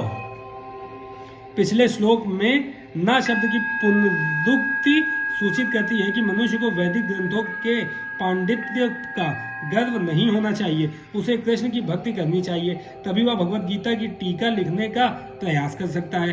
कृष्ण विश्व रूप से नारायण के चतुर्भुज रूप में और फिर अपने सहज द्विभुज रूप में परिणत है। इससे यह सूचित होता है कि वैदिक साहित्य में उल्लिखित चतुर्भुज रूप तथा अन्य रूप कृष्ण के आदि द्विभुज रूप से ही उद्भूत है। वे समस्त उद्भवों के उद्गम हैं। कृष्ण इनसे भी भिन्न है। निर्विशेष रूप की कल्पना का तो कुछ कहना ही नहीं। जहाँ तक कृष्ण के चतुर्भुजी रूपों का संबंध है, यह स्पष्ट कहा गया है कि कृष्ण का सर्वाधिक निकट चतुर्भुज रूप जो महाविष्णु के नाम से विख्यात है और जो कारणाणव में शयन करते हैं तथा जिनके श्वास तथा प्रश्वास में अनेक ब्रह्मांड निकलते एवं प्रवेश करते रहते हैं, भी भगवान का अंश है, जैसा कि ब्रह्म संहिता में कहा गया है। यस्य कनिश्वसित कालमथावलंब्य जीवंती लोम विलजा जगदंडनाथा विष्णुर्महान स इह यस्य कला विशेषो गोविंदमादि पुरुषम तमहम भजामि। जिनके श्वास लेने से ही जिनमें अनंत ब्रह्मांड प्रवेश करते हैं तथा पुनः बाहर निकल आते हैं, वे महाविष्णु कृष्ण के अंश रूप हैं। अतः मैं गोविंद या कृष्ण की पूजा करता हूँ, जो समस्त कारणों के कारण है। अतः मनुष्य को चाहिए कि कृष्ण के साकार रूप को भगवान मानकर पूजे, क्योंकि वही सच्चिदानंद स्वरूप हैं। वे विष्णु के समस्त रूपों के उद्गम हैं, वे समस्त अवतारों के उद्गम हैं और आदि महापुरुष हैं। जैसा कि भगवत गीता से पुष्ट होता है, गोपाल तापनी उपनिषद में निम्नलिखित कथन आया है। सच्चिदानंद रूपाय कृष्णाय क्लिष्ट कारिणे नमो वेदांत वेदाय गुरुवे बुद्धि साक्षिणे। मैं कृष्ण को प्रणाम करता हूँ जो सच्चिदानंद स्वरूप हैं। मैं उनको नमस्कार करता हूँ क्योंकि उनको जान लेने का अर्थ है वेदों को जान लेना, अतः वे परम गुरु हैं। उसी प्रकार उसी प्रकरण में कहा गया है, कृष्णो वै परमम दैवतम, कृष्ण भगवान हैं। एको वशी सर्वंग कृष्ण ईडियः, वह कृष्ण भगवान है और परम पूज्य हैं। एको अपि संबहुधा यो अवभाति, कृष्ण एक हैं किंतु वे अनंत रूपों तथा अंश अवतारों के रूप में प्रकट होते हैं। ब्रह्म संहिता का कथन है, ईश्वरः परमः कृष्ण सच्चिदानंद विग्रह अनादिदादि गोविंदः सर्व कारण कारणम। भगवान तो कृष्ण हैं जो सच्चिदानंद स्वरूप हैं, उनका कोई आदि नहीं है क्योंकि वे प्रत्येक वस्तु के आदि हैं, वे समस्त कारणों के कारण हैं। अन्यत्र भी कहा गया है, यत्रावतीर्णम कृष्णाख्यम परम ब्रह्म नराकृति, भगवान एक व्यक्ति हैं, उसका नाम कृष्ण है और वह कभी कभी इस पृथ्वी पर अवतरित होता है। इसी प्रकार श्रीमद् भागवत में भगवान के सभी प्रकार के अवतारों का वर्णन मिलता है जिसमें कृष्ण का भी नाम है, किंतु तब यह कहा गया है कि कृष्ण ईश्वर के अवतार नहीं है अपितु साक्षात भगवान हैं। एते चांश कलह पुंसः कृष्णस्तु भगवान स्वयं, इसी प्रकार भगवत गीता में भगवान कहते हैं, मत्तः परतरम नान्यत, भगवान कृष्ण के रूप से और कोई रूप श्रेष्ठ नहीं है। अन्यत्र भी कहा गया है, अहम आदि देवानाम, मैं समस्त देवताओं का उद्गम हूँ। कृष्ण से भगवत गीता ज्ञान प्राप्त करने पर अर्जुन भी इन शब्दों की पुष्टि करता है। परम ब्रह्म परम धाम पवित्रम परमम भवान, अब मैं भली भांति समझ गया हूँ कि आप परम सत्य भगवान हैं और प्रत्येक वस्तु के आश्रय हैं। अतः कृष्ण ने अर्जुन को जो विश्व रूप दिखलाया वह उनका आदि रूप नहीं है। आदि रूप तो कृष्ण रूप है। हजारों हाथों तथा हजारों सिरों वाला विश्व रूप तो उन लोगों का ध्यान आकृष्ट करने के लिए दिखलाया गया जिनका ईश्वर से तनिक भी प्रेम नहीं है। यह ईश्वर का आदि रूप नहीं है। विश्व रूप उन शुद्ध भक्तों के लिए तनिक भी आकर्षक नहीं होता जो विभिन्न दिव्य संबंधों में भगवान से प्रेम करते हैं। भगवान अपने आदि कृष्ण रूप में ही प्रेम का आदान प्रदान करते हैं। अतः कृष्ण से घनिष्ठ मैत्री भाव से संबंधित अर्जुन को यह विश्व रूप तनिक भी रुचिकर नहीं लगा, अपितु उसे भयानक लगा। कृष्ण के चिद सखा अर्जुन के पास अवश्य दिव्य दृष्टि रही होगी, वह भी कोई सामान्य व्यक्ति न था, इसीलिए वह विश्व रूप से मोहित नहीं हुआ। यह रूप उन लोगों को भले ही अलौकिक लगे जो अपने को सकाम कर्मों द्वारा ऊपर उठाना चाहते हैं, किंतु भक्ति में रत व्यक्तियों के लिए तो दो भुजा वाले कृष्ण का रूप ही अत्यंत प्रिय है। मत कर्म क्रम मत पदमो मत भक्ता संगवर्जिता निर्वैरः सर्वभूतेषु यह स मामेति पांडवः। हे अर्जुन, जो व्यक्ति सकाम कर्मों तथा मनोधर्म के कलमश से मुक्त होकर मेरी शुद्ध भक्ति में तत्पर रहता है, जो मेरे लिए ही कर्म करता है, जो मुझे ही जीवन लक्ष्य मानता है और जो प्रत्येक जीव से मैत्री भाव रखता है, वह निश्चय ही मुझे प्राप्त करता है। तात्पर्य, जो कोई चिन्मय व्योम के कृष्ण लोक में परम पुरुष को प्राप्त करके भगवान कृष्ण से घनिष्ठ संबंध स्थापित करना चाहता है, उसे स्वयं भगवान द्वारा बताए गए इस मंत्र को ग्रहण करना होगा। अतः यह श्लोक भगवत गीता का सार माना जाता है। भगवत गीता एक ऐसा ग्रंथ है जो उन बद्ध जीवों की ओर लक्षित है जो इस भौतिक संसार में प्रकृति तथा प्रभुत्व जताने में लगे हुए हैं और वास्तविक आध्यात्मिक जीवन के बारे में नहीं जानते। भगवत गीता का उद्देश्य यह दिखाना है कि मनुष्य किस प्रकार अपने आध्यात्मिक अस्तित्व को तथा भगवान के साथ अपने संबंध को समझ सकता है तथा उसे यह शिक्षा देना है कि वह भगवत धाम को कैसे पहुंच सकता है। यह श्लोक उस विधि को स्पष्ट रूप से बताता है जिससे मनुष्य अपने आध्यात्मिक कार्य में अर्थात भक्ति में सफलता प्राप्त कर सकता है। भक्ति रसामृत सिंधु में कहा गया है, अनासक्तस्य विषयान् यथार्थ मुपयुज्यतः निर्बंध कृष्ण संबंधे युक्तम वैराग्यम उच्यते।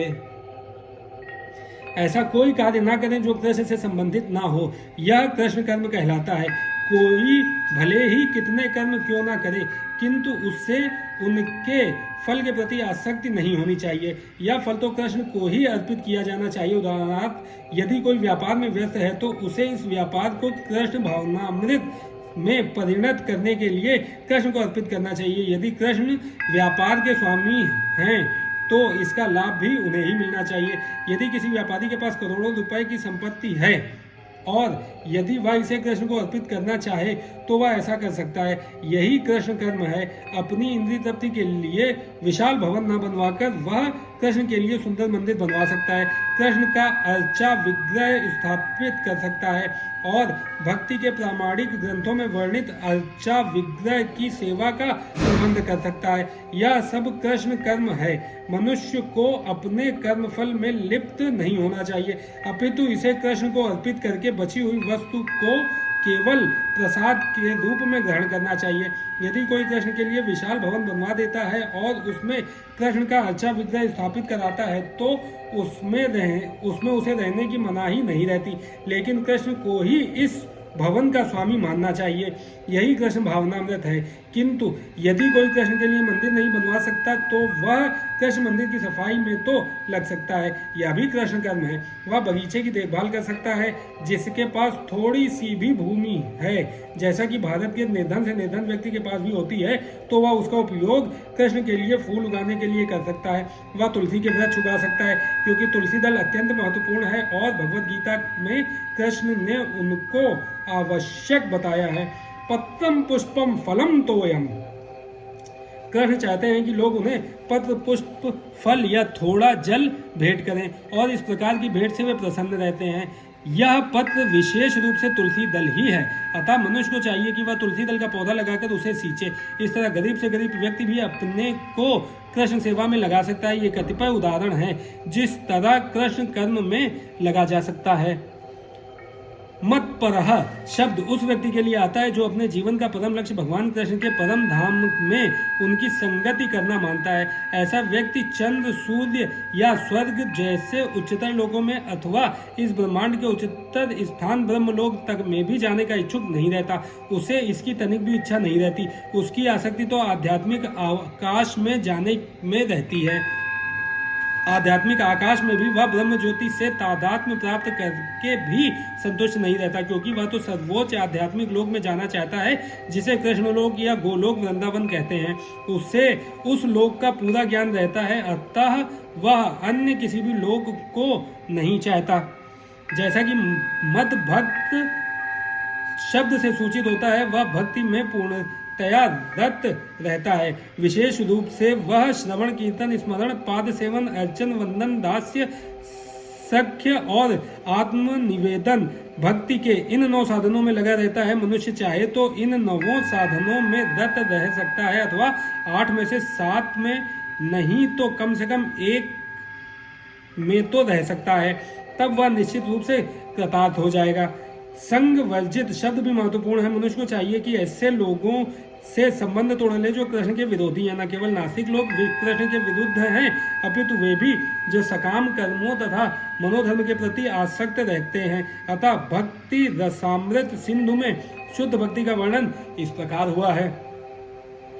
अन्याभिलाषिता शून्यम ज्ञान कर्माद नाव्रतम आनुकूल्येन कृष्णानुशीलनम भक्ति रूतमा। इस श्लोक में श्रील रूप गोस्वामी स्पष्ट कहते हैं कि यदि कोई अनन्य भक्ति करना चाहता है तो उसे समस्त प्रकार के भौतिक कलमश से मुक्त होना चाहिए। उसे ऐसे व्यक्तियों से दूर रहना चाहिए जो सकाम कर्म तथा मनोधर्म में आसक्त हैं। ऐसी अवांछित संगति तथा भौतिक इच्छाओं के कलमश से मुक्त होने पर ही वह कृष्ण ज्ञान का अनुशीलन कर सकता है, जिसे शुद्ध भक्ति कहते हैं। आनुकूल्यस्य संकल्पः प्रातिकूलस्य वर्जनम। हरि भक्ति विलास। मनुष्य को चाहिए कि अनुकूल भाव से कृष्ण के विषय में सोचे और उन्हीं के लिए कर्म करे, प्रतिकूल भाव से नहीं।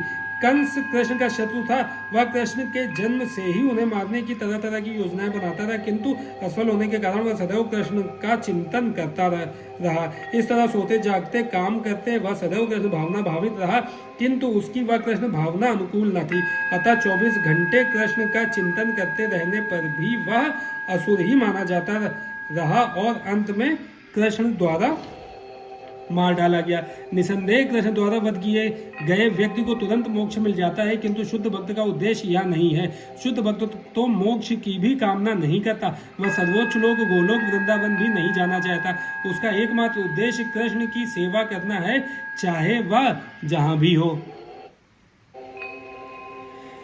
कृष्ण भक्त प्रत्येक से मैत्री भाव रखता है, इसीलिए यहाँ उसे निर्वैरः कहा गया है, अर्थात उसका कोई शत्रु नहीं होता। यह कैसे संभव है? कृष्ण भावनामृत में स्थित भक्त जानता है कि कृष्ण की भक्ति ही मनुष्य को जीवन की समस्त समस्याओं से छुटकारा दिला सकती है, अतः इसका व्यक्तिगत अनुभव रहता है। फलतः वह इस प्रणाली को कृष्ण भावनामृत को मानव समाज में प्रचारित करना चाहता है।